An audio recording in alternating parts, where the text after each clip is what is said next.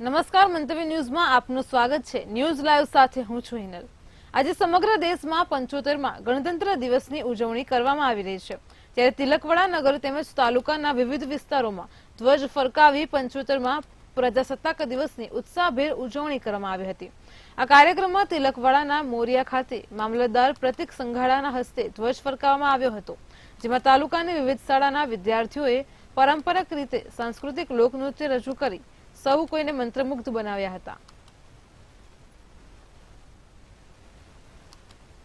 રોજ તિલકવાડા તાલુકાના મોરિયા ગામ ખાતે તાલુકા કક્ષાના 75માં પ્રજાસત્તાક દિવસની ઉજવણી કરવામાં આવી, જેમાં આજુબાજુની નજીકની પ્રાથમિક શાળાઓના વિદ્યાર્થીઓ તથા તાલુકા કક્ષાની દરેક કચેરીના કર્મચારીઓ અને અધિકારીઓ દ્વારા ભાગ લેવામાં આવ્યો અને 75માં પ્રજાસત્તાક દિવસની ખૂબ જ જોરશોરથી ઉજવણી કરવામાં આવી।